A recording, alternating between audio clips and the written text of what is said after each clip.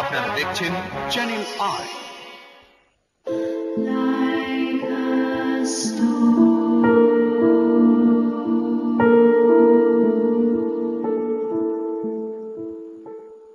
সুধী দর্শক, স্বাগতম। আমরা সবাই আকরাম খানের নাম শুনেছি, তাই না? বিশ্ববিখ্যাত ডান্সার, কোরিওগ্রাফার। কিন্তু ওনার পেছনে সবসময় একটা বিশাল ছায়া আছে। সেই ছায়াটাকে আমরা কজনে চিনি? সেই ছায়াটি হচ্ছে ওনার মা। আমরা আজকে খুবই আনন্দিত এবং গর্বিত যে স্টুডিওতে উনি আছেন এবং আকরাম খানও আমাদের সাথে আছেন। আন্টি, খুব খুশি হয়েছি এসেছেন। তো গল্পে চলে যাই। ঠিক আছে। আপনি একটু আগেই বলছিলেন যে আকরাম অনেক দুষ্টু। আমরা কিন্তু সেই দুষ্টু আকরামকে চিনি না। একটু বলবেন না ছোটবেলায় কেমন ছিল? ছোটবেলায় এত চঞ্চল ছিল বলার কথা না। সে মনে হয় মাটি দিয়ে হাঁটতো না। আমার ঘরের টেবিলগুলো উপর দিয়ে চলতো, চেয়ার থেকে টেবিল, টেবিল থেকে আর একটা উঁচু জায়গা।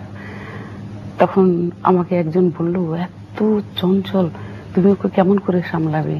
আমার পাশে একজন ইংরেজ ভদ্র মহিলা থাকতেন, ওনার হাজবেন্ড বিদেশি ভদ্র মহিলা। বিদেশি একদম। আপনি তাহলে লন্ডনের গল্প করছেন? আমি কারণ আকরাম বর্ন ইন লন্ডন। আচ্ছা, সেজন্য ও তো লন্ডনে জন্মেছে। আচ্ছা। তারপর বললো, তুমি ফুটবল খেলতে জানো? তো তখন তো মেয়েরা ফুটবল খেলে না। আমি বললাম, জানি না। বলে, তুমি কি জানো, চেষ্টা করো ওকে খুব ওটাতে ব্যস্ত করতে, পার্কে নিয়ে দৌড়াও ওকে, তাহলে অনেক ক্লান্ত হবে, সে তোমাকে একটু শান্তি দিবে, কারণ তখন টায়ার্ড হয়ে ঘুমাবে।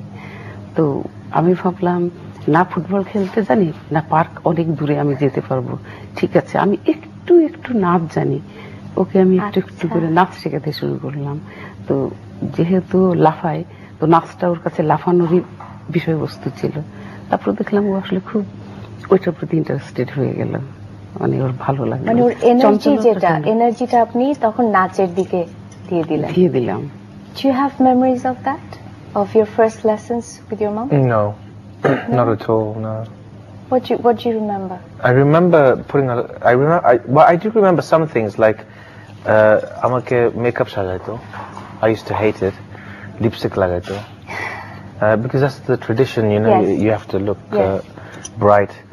And I remember doing a dance called Shona Horin Chai, Robindranath, I think. Shonar Horin Chai, for sure. And I remember this dance very much.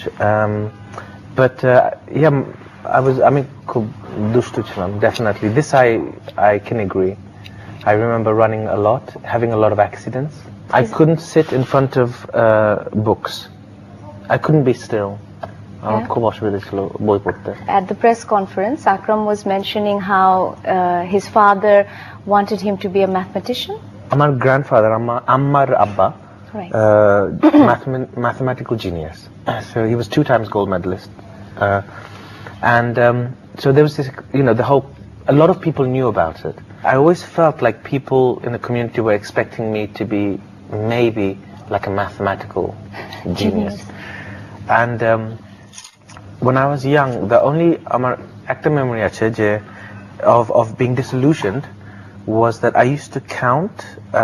I used to have this game that I used to play, where with each person I would give them a code. Okay. So depend tomar chul koto lamba, tomar rong koto, how fair are you, the tone of your voice, the color of your eyes, a number between 0 and 10.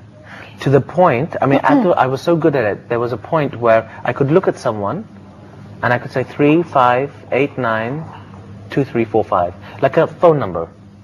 Because I started to believe, I really started to believe that I was, maybe I was this mathematical genius. And I was so not a mathematical genius, not even close. Okay. I mean, I was just very average in mathematics.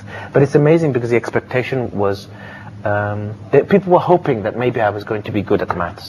When you do your dance, when you choreograph, it's very mathematical. Yeah. So math is an inherent part of dancing. Actually, choreography is about patterns, right?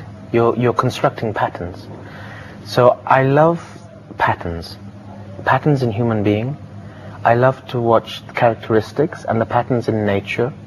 the characteristics of nature. And so in a way, we try to make order, our own order of that, and that's choreography, if you like. So that has mathematics, because nature has mathematics. But so long as it has a soul, and it's telling a story, up to that point I like the maths. If it's just mathematics for the sake of mathematics, my mind blocks off. I don't understand formulas, I can't do, you know. It has to tell a story, and then it makes sense to me. ও যখন বড় হলো এবং আমরা জানি ওর বায়োগ্রাফিতে দেখেছি যে mathematics নেওয়া তো দূরের কথা, he went for performing arts in university. তখন আপনি মা হিসেবে আপনার কি অনুভূতি হয়েছিল? আঙ্কেল উনি কি ভেবেছিলেন? আমার মনে হয় যখন মহাভারত করতে গেল তখন আমি বিশেষ করে একটু ভয় পেলাম যে ও অ্যাক্টিং এ চলে গেলে, যেহেতু আমাদের এদেশি চিন্তাটা আমার মাথার মধ্যে ছিল, তখন আমার বিদেশি চিন্তাটা আসে নাই যে আসলেও এটা কোনো ব্যাপার হয় না, যে যেদিকে ভালো সে সেদিকে ভালোই করতে পারে, আর যে যেটা পছন্দ করে সেটা তো আরো ভালো করতে পারে। যখন পিটার ব্রুককে নিয়ে যেতে চাইলো আমি ভাবলাম 1 বছর।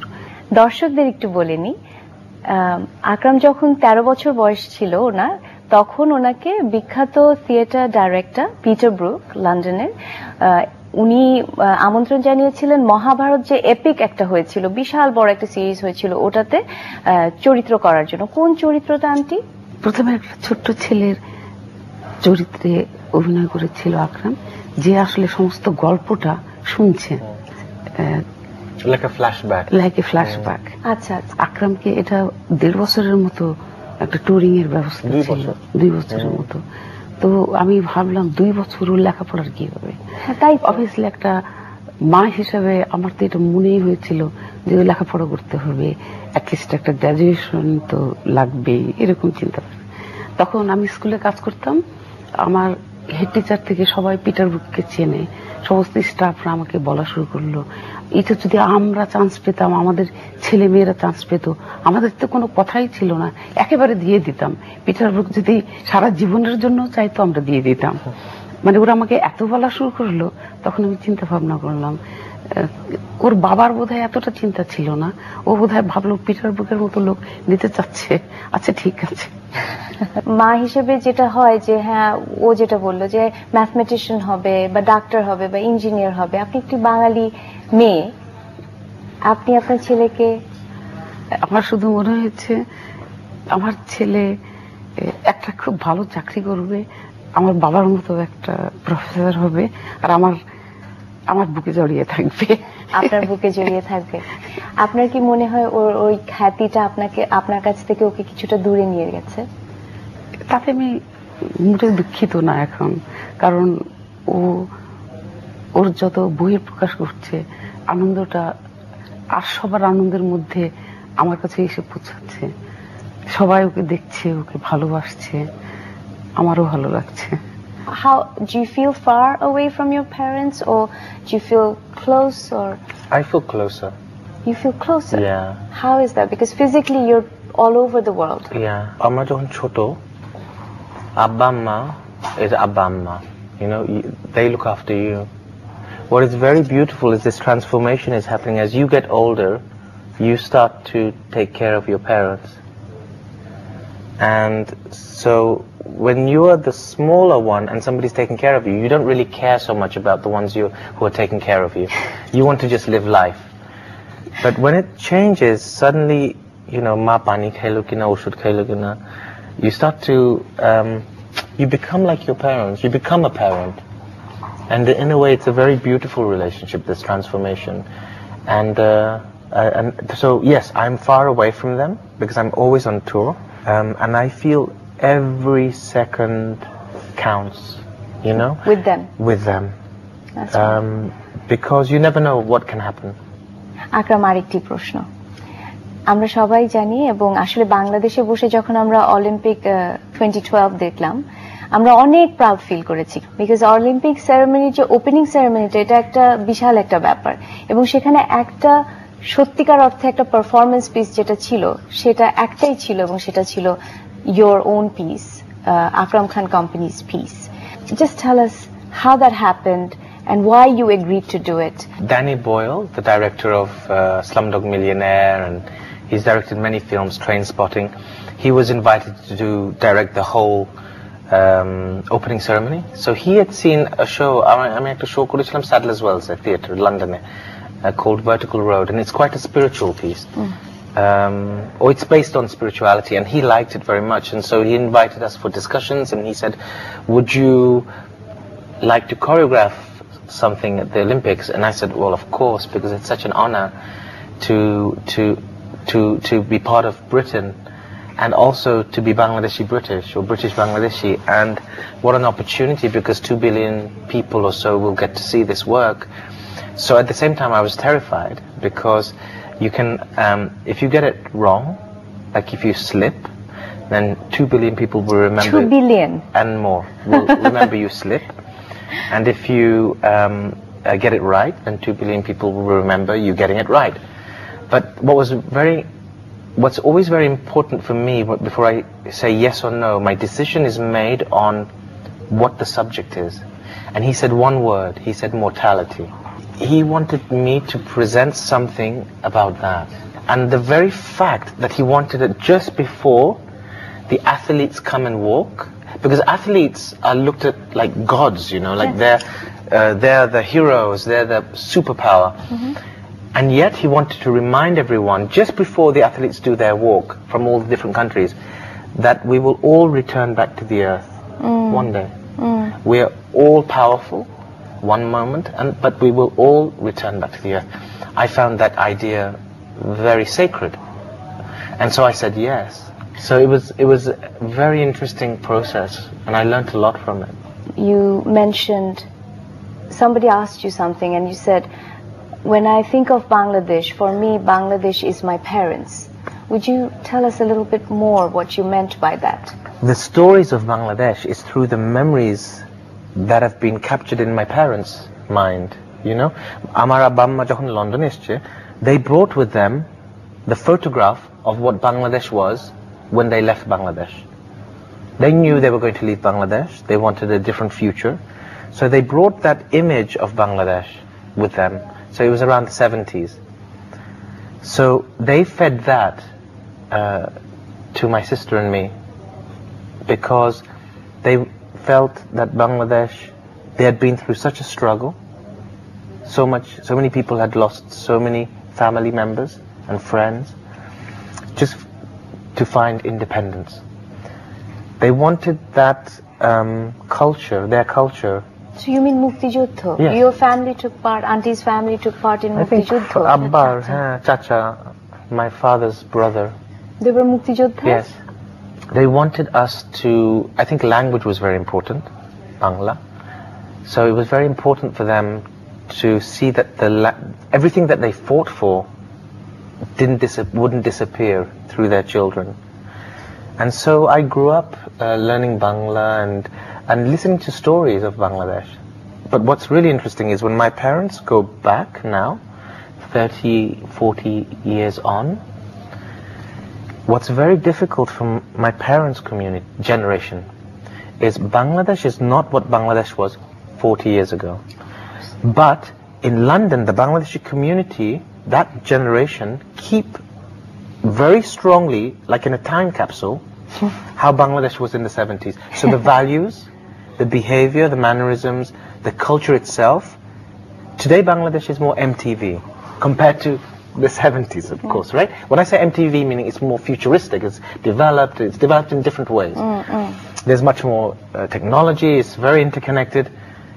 But what's interesting is when you talk to my parents' generation in London, they still live in that time capsule. So in a way, my identity is a little bit lost, because I'm not quite British, because when I'm in London I feel very Bangladeshi.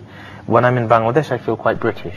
And so my home, my interpretation of Bangladesh is my mother and my father, because that's what they fed. I never lived in Bangladesh. So I don't, you know, it's come through love. It's not come through living in a place. এই ব্যাপারটা কিন্তু আসলে দর্শক immigrant family যারা বিশ্বের বিভিন্ন দেশে আমরা প্রবাসী হয়ে থাকি, তাই না? তখন কিন্তু তাই হয়, মনের ভেতরে আমরা একটা বাংলাদেশ রেখে দেই যেটা আমরা আমাদের সন্তানদের দেওয়ার চেষ্টা করি। কিন্তু I want to ask Akram, so when you came back to Bangladesh in 2010, was that your attempt to find or define your Bangladesh in a more real way? I went through a phase. I think most our generation go through a phase where tara Bangladeshi hote chaye na. Bangladeshi hote chaye na? No. When they were younger? Yes, that teenage phase. But আমার also খুব রাগ ছিল. I was very angry child. Okay. And growing up I was quite angry with Bangladesh. Why? Why would you be angry at Bangladesh? Auntie ki bole? Not so much about Bangladesh, but I never felt supported by the community. There was no infrastructure. There was no encouragement for me to do what I do. Ami je nach kori, it's not really taken seriously. So for someone who's very passionate about something and believes in it, to not have people take it seriously, it was a frustration for me. But to be honest with you, it's not anybody's fault. It is just a different mentality, different approach. People have their own opinions and their own views. But I wanted to confront my anger. So in 2010, I thought I should stop running away, and I should turn back and really see what the issues are. But to be honest with you, I'm not angry with anybody. You're always angry just with yourself. In 2010, I realized that I have to, I don't know, just something came to mind, especially when I was having a conversation with Tim Yip, who is the scenographer of Desh. He made Yes. the whole scenography. He said to me, why don't you do something about your roots? And I said, well, yeah, I can do something about London. He said, no, that's not your roots. Why don't you do something about your real roots? I said, Wimbledon? He said, not Wimbledon. He said, Bangladesh. So this came from a Chinese man, a Chinese artist. And not only any artist, he produced Phenomenal artist, Crouching Tiger, Hidden Dragon এর নাম অনেকেই হয়তো আপনারা শুনেছেন। সেই বিখ্যাত ফিল্মের scenographer was Tim Yip. Yeah. I decided, okay, I should investigate what he said. And so in 2010, we came with, thanks to the British Council, who had organized a lot of this event. We decided, we brought all the collaborators, and I started to see Bangladesh in a very different way. And it was a very, very spiritual experience. In a very small way, tell us what Bangladesh made you feel in that 1 week. Because that's the beginning of this journey, creation. Yeah. I'll tell you, there was একটা ছোট ছেলে খুলনাতে মনে হয় আমরা যখন খুলনাতে গিয়েছিলাম একটা ছোট ছেলে আচ্ছা প্রতিদিন আমরা রেকর্ড করতাম সবাইকে so we used to have our iPhones yes and we used to record sounds and film everyone তারপর every evening we would sit down and say okay this is not a good idea we should stop filming everyone it's very rude and disrespectful how আমার কেমন লাগবে যদি একজন এসে আমাকে film করে এরকম আমি চিনি না so আমরা ডিসাইড করছি আচ্ছা কালকে আমরা করব না এরকম again next morning comes something very fascinating happens and then everybody pulls out their camera and we start filming them like really close this close তারপর আবার রাতে আমরা বলি ঠিক আছে এটা করা উচিত না এটা খুব খারাপ so যখন আমরা খুলনাতে গিয়েছিলাম তখন একটা ছোট একটা ছেলে ছিল তার স্যান্ডেল ছিল না তার একটা শর্টস পরেছিল টি-শার্টও ছিল না so I started to film him and I was looking in his eyes and I suddenly I felt very fragile because I felt he knew who he was he knew exactly who he was I was looking in his eyes and I felt he was trying to find out who I was and he could see that I didn't know who I was so I was a little bit unnerved by him so I took the camera away and we'll say okay I don't want to I'm sorry তোমাকে film করলাম so কিছু বলে না খালি হাসছে তারপর he took his camera out and started filming me he had a phone he didn't have shoes but he had a phone and he just smiled and he started filming me and that was my first connection to Bangladesh and I realized actually Bangladesh is not just with memories it is with the future of the young people who are going to create new memories, because it's a new Bangladesh, and it has to be handed over to the young people, because they are the future, and for Bangladesh to continue to grow, and for me to make this peace, and this peace to grow, for us, all the collaborators and myself, it's not just me, I had to hand it over to the eyes of a child. So the piece is very much seen through a child's eyes. Akram, so আপনাকে এখন আমি যে জিনিসটা জিজ্ঞেস করতে চাইছি সেটা হচ্ছে যে you just mentioned young people and you have to hand over process to the next generation. What would your message be? I mean, a lot of our viewers are young people. If you had to tell them something, and also if you have any plans in the future that involves Bangladesh. Let me answer the second question, because you asked me two questions. Okay. Plans in Bangladesh, well, you're the British Council. So if you have any plans, we will discuss it. I would love to do some more work in Bangladesh. Sure. For sure. I would love to work with artists here. Okay. But the message part, the first question, do I have any message for the young people? I don't, I think. I think, if anything, I would stop talking and I would rather listen to them. Because that's how you pass on something. You don't pass on by talking to them. You pass on by giving them the time to speak. Wow. এই কথাটা কিন্তু অসাধারণ বললেন কিন্তু aunty. আমার মনে হলো যে আমরা সবসময় ভাবি কি কিছু দেওয়ার মানে হচ্ছে তাকে কিছু তত্ত্ব কথা, আরো কিছু বোঝানো, হ্যাঁ, আরো কিছু আদর্শ মানে বলা, কিন্তু আকরামের বক্তব্য হচ্ছে যে আসলে ইয়াং পিপলকে দেওয়ার কিছু নেই। Young people, if you give them time, যে জাস্ট শোনা, যে তুমি কি বলতে চাচ্ছ, আসলে সত্যিকার অর্থে শোনাটাই হচ্ছে ওদেরকে সবচেয়ে বড় দেয়া। Thank you, and thank you for coming to the studio. Aunty, আপনাকে শেষ প্রশ্নটা যেটা করতে চাই, যে পর্দার ওপাশে অনেক মা আছে, ইয়াং, ওল্ড, নতুন, পুরনো, আমাদের এই নতুন মারা যারা, তাদের জন্য কি আপনার কোনো মেসেজ আছে আকরাম খানের মা হিসেবে? আমার মনে হয় সব মায়েদের বুক ভরা স্বপ্ন থাকে তাদের সন্তানদের জন্য। মায়েদের কোনো ভয় পাওয়া উচিত না, স্নেহ দিয়ে, ভালোবাসা দিয়ে, সন্তানের কথা শুনে। আমিও আকরামের সঙ্গে একমত যে তুমি যদি কিছু পেতে চাও, যাদের কাছ থেকে পেতে চাও তাদের কথাও শোনো, শুনে তোমার সে স্বপ্নটা তাদের কাছে বলো, অথবা কৌশলে বলো, ডাইরেক্ট না বলে। স্বপ্ন কিন্তু সার্থক হবেই, মায়ের স্বপ্ন কখনো বৃথা যায় না। এটা হচ্ছে আমার সব মায়েদের জন্য একটা কথা। অসংখ্য ধন্যবাদ, আমাদের স্টুডিওতে আপনি কষ্ট করে এসেছেন। আমি জানি যে এই সৌভাগ্য আমাদের হওয়ার কারণ হচ্ছে আকরাম দেশ নিয়ে এসছে, এবং সেই জন্য আপনি এবং আঙ্কেল ওর সাথে এসছেন। যা কিছু বাংলাদেশি এবং যা কিছু বিশ্বের, এখানে আকরামকে বুঝাচ্ছি আমরা আপন করে নিই এবং বিশ্বের দিকে তাকাতে ভয় আর না পাই। ধন্যবাদ।